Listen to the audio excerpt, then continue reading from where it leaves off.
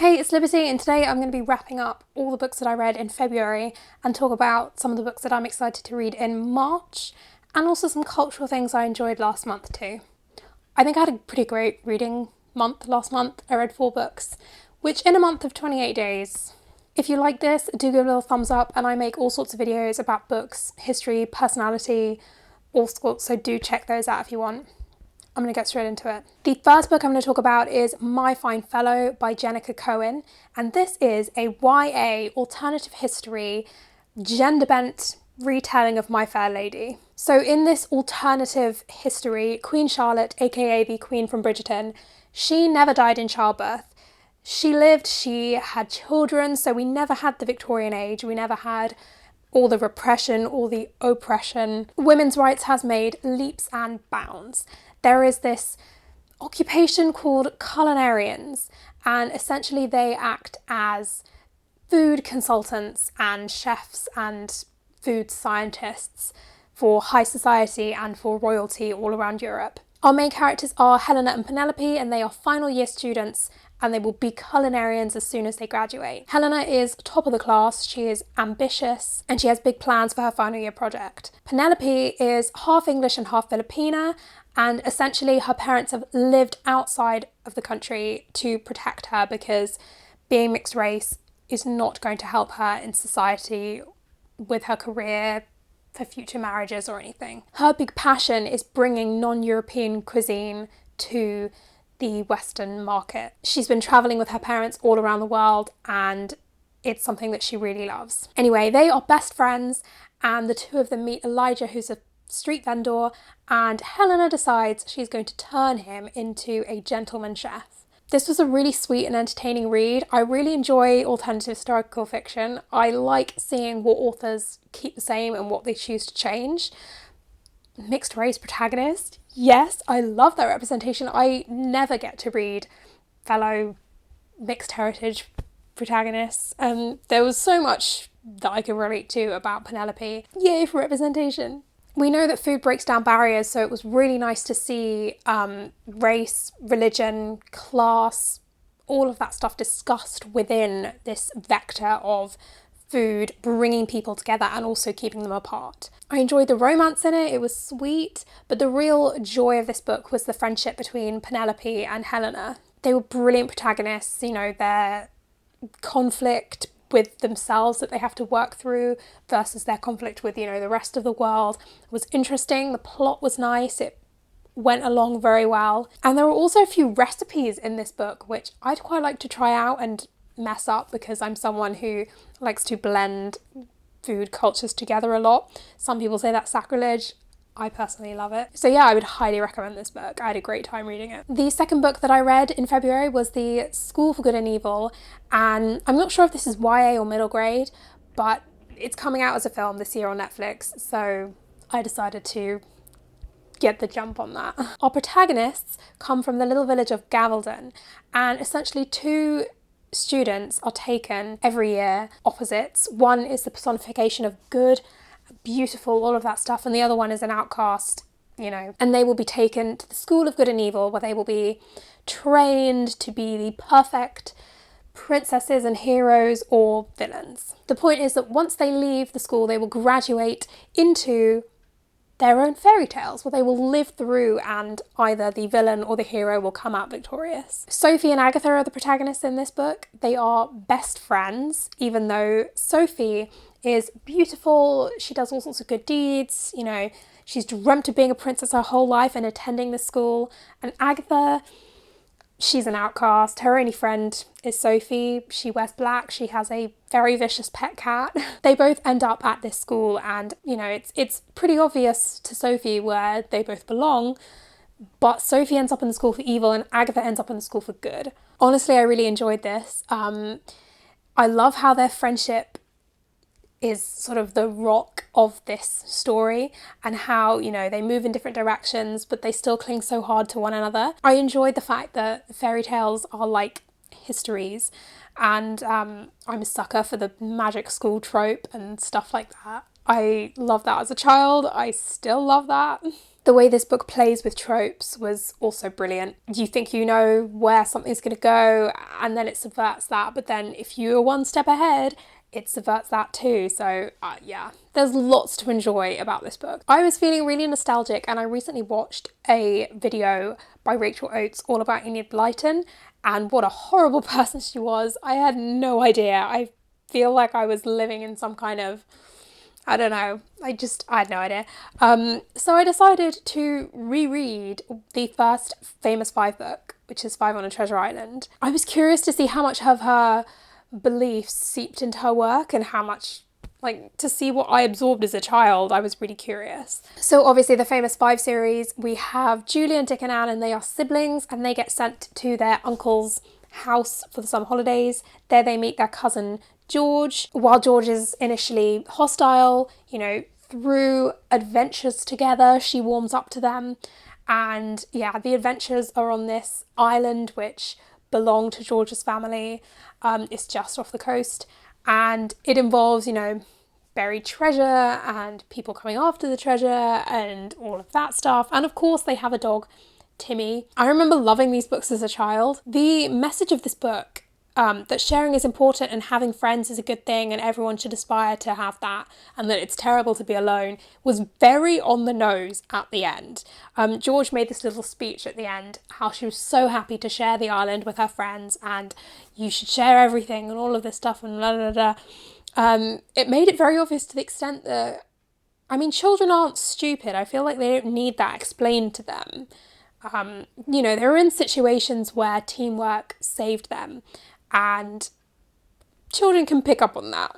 Anyway, it was a fun walk down memory lane, and it made me very nostalgic. The last book I read in February was Slow Horses by Mick Herron. Now, actually, this was recommended to me by my dad. He loves this series. It's a spy thriller series. It's set in the UK and it follows the occupants of Slough House, which is essentially where British intelligence agents are dumped if they messed up a case. River Cartwright ends up there as he sort of bungles his assessment in front of thousands of people at King's Cross. The place is, you know, full of all sorts of different people there for all sorts of different reasons, but it's headed by Jackson Lamb, who is this sort of really rude, disgusting, mean man. River has sort of ended up transcribing phone conversations, which is completely not what he thought he would be doing as a spook. But when a young man is abducted and sort of the people who kidnapped him are threatening to execute him live on television or on broadcast, River thinks this might be an opportunity for him to redeem himself, especially when he finds out there might be a connection between the work that he's been doing and the kidnapping. I really enjoyed the way that this novel played with your assumptions on various levels. It very much held a mirror up to you and forced you to confront, you know, your own biases and defaults and stuff like that. I enjoyed this more and more as the book went on. The sort of collection of characters in Slough House were really intriguing and really well written, and there is definitely a politician in here who the author insists that it wasn't based on Boris Johnson, but it definitely is. You really empathise with River, and he's a great protagonist to sort of view the world through, although it's told through everyone's point of view, you know, all the characters, but it's told without giving away too much of the details or the future plot or anything like that. Brilliant execution of a 21st century crime novel. Pun absolutely not intended. There's a TV adaptation of this coming out April, I think. I'm not convinced it's going to be good, depending on some of the choices that they've made. They've cut out a character who is actually quite important and is in all of the novels, apparently. So if this is going to be a long series and it's a female character, and I think I can see if she's cut out exactly what they do with it, and it's just, I'm not a big fan. Also, my dad has been saying that Gary Oldman is the wrong person to play Jackson Lamb, and I was like, I'm sure it'll be fine. But then I actually read the book and I realised, yeah, he's completely right. He's not the right person at all. It's not like either of us have Apple TV anyway, so we're probably never going to see it, but you know. So on to a TV highlight of mine, and oh my god, happiness. This TV series is amazing. I'm not exaggerating when I say this is one of my favourite things that I have ever watched, ever. I've loved it. It's a Korean drama which is following two characters, Sebom and Yihyun. They are both members of the police force. Sebom is a sort of special operations unit officer, and Yihyun is a just detective, a local detective. They've been friends ever since they've been at school, and this is set in the sort of near future. So, COVID is mentioned, COVID is still around. But this series deals with a very different virus. This virus essentially turns people into sort of vampire zombie hybrids. You get these phases of intense thirst where you just become, almost not human, and you just try and bite people because you're so thirsty for their blood, and then that potentially infects them, and it goes on and on and on. Our two main characters get sort of pulled into this in different ways. It's not something I thought I would like, and actually I had it on my watch list, but it was quite far down because of the whole zombie thing. I've never really been into that kind of thing, but I just on a whim picked it and just started watching it, and oh my god, I watched it in 12 episodes. They're over an hour each, maybe 3 or 4 days. I binged it essentially. We also follow this one guy whose his mission is to, find the cure for this virus, to stop the virus from spreading, all of this stuff. We follow also a bunch of different characters because at one point there's a lockdown, and you get a lot of the same characters. Oh, written so well, tasty writing.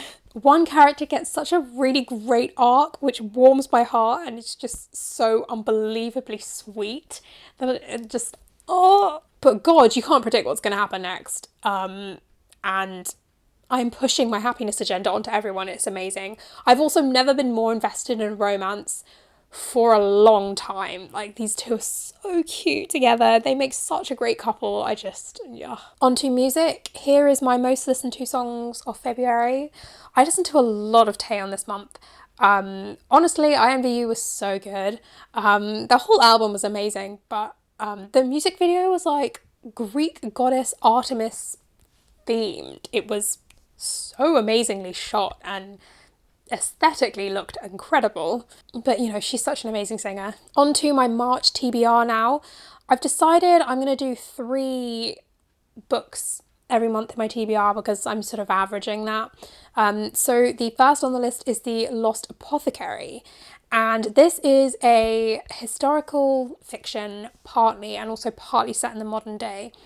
In the 18th century in London, there is this apothecary who's sort of known for selling poisons.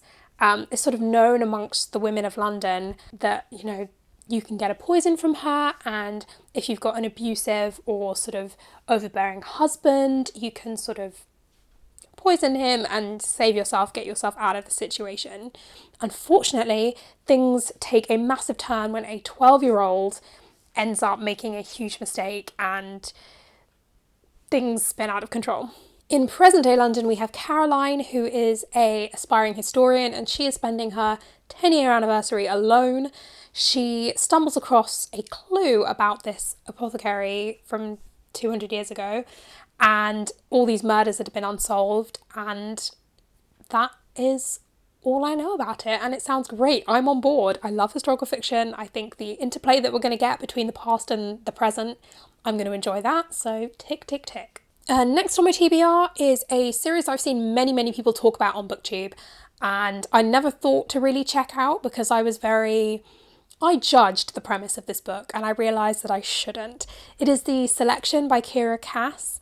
This is a YA dystopian series, and that is one of the reasons I didn't pick this up. I didn't realise this was a dystopia. That makes it 10 times more interesting to me. So our main character is America, and this world is, a heavy caste system, and there are very few opportunities to escape the caste that you were born into. And the main character, America, she sort of ends up there's 35 girls, and they get this opportunity to take part in the selection where they essentially compete to marry the prince and, have a life of luxury. However, America is actually in love with someone who's in the caste below hers, and so she doesn't actually want to win even though she participates. I'm in this for some intrigue, I want there to be tasks,